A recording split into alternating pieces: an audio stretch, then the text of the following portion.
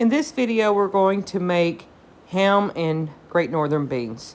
Even though I've done canning for 10 plus years, probably even more than that, there's always a chance of there being complications. And in this video, at the end, I will show you I did have one, and it's common.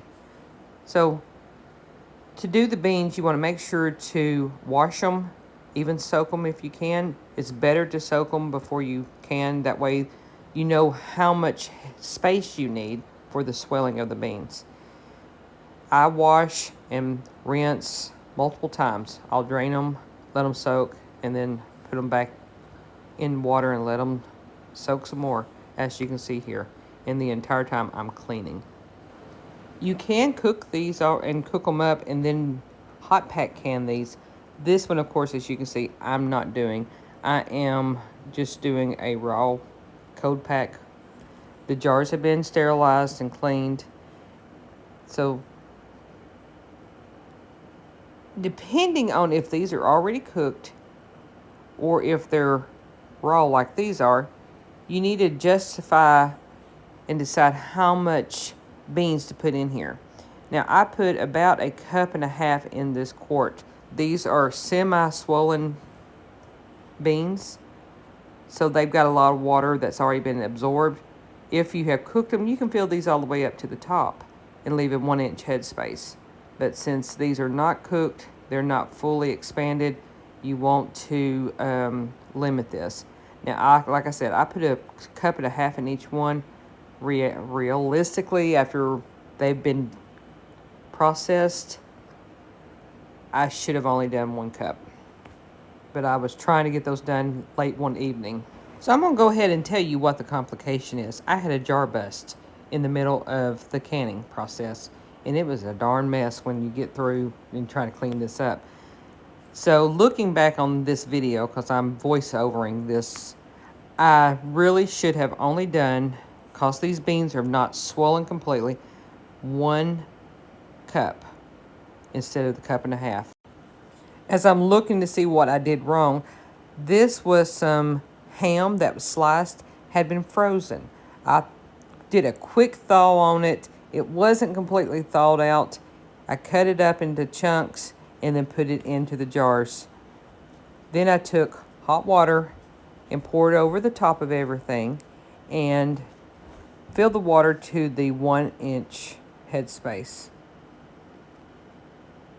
This should have not been a major problem. The only thing I'm seeing here is that I've overfilled the beans and the meat could have been too cold.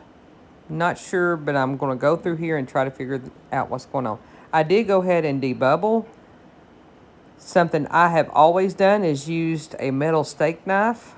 It's just a butter knife. The reality of it is that knife, me jabbing it down in here, could have caused a weak spot. It is not recommended to use metal, but I have done it this way for years. As you're rubbing the sides, I could have nicked it. I'm not really sure. So this is a video of me telling you, do as I say and not as I do, because I'm not doing this 100% right. I'm doing what I've always done, and I'm comfortable doing it. But if you're not familiar and not careful and know how to do it, it may be a complication and cause you to have your jar break. So just make sure to go through and debubble. Use a plastic spoon if you don't have the headspace thing.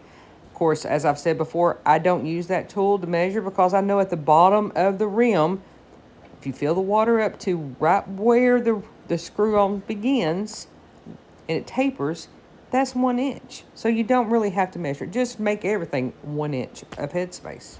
After debubbling, make sure to go back through and top off your jars up to that 1-inch headspace. If you always do 1 inch, you should be safe no matter what. Because some are a quarter, some are 1/2 inch headspace. Just do 1 inch and make sure you have plenty of space. It's better than taking a chance of losing a jar. Jars are too expensive nowadays for this. I guess I can discuss the purpose of a headspace. Inside of a jar, there's going to be pressure that builds up. There may still be some air, and that headspace allows that escaped area to come and get out. Your lids will actually lift a little bit and let the steam out. as you're canning. Just make sure to go in and get all of the air out, or as much of the air out as you can. Move the product around and debubble. That way, less air needs to escape, and you're not likely to have a failed seal because the lid had product get on the rim and break the seal itself. Once everything is packed and debubbled, take white vinegar on a paper towel and clean the tops as you're going through, making sure that there's not any chips or any dings, because if there is, the jar will not seal properly. Just go through and then put the lids on finger tight. Don't have to crank onto them. You see, I'm cranking on harder than I should. Just finger tight. Boom, boom, boom. Stop. So I may have cranked down a little too hard on one of them. I'm not sure what has happened. Still looking. Another thing that can occur, now I put hot water in here that I had in the kettle.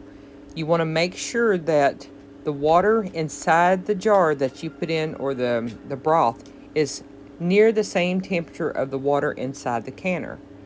If there is different temperatures, it can cause breakage. In my canner, it requires 2 inches of water, so make sure the water is at the proper depth. It is recommended not to put less than 4 jars inside of a canner when you're canning, so that they don't bump up against each other in the canning process, which can cause an impact crack. That's not what I had. I did not get a video of the canner that was full of beans and juice, but I pulled out the jars that were still good, and this is how it looked. I allowed those to set out overnight and cool off. This is the jar that broke. It broke from the bottom, which is normally caused from temperature, but my temperatures were right on, so I'm still at a loss of why this jar broke. Sometimes jars will break. Maybe there's a fault that I just couldn't see. It was a brand new jar. I had never used it. Maybe it had something inside, a defect. But probably 95% of the time, if you do everything as you should, you shouldn't have any problems. I haven't had a jar break in over 10 years, so it happens. The main thing is continue to process. Just learn from your mistakes. Thanks for watching. Please subscribe. God bless.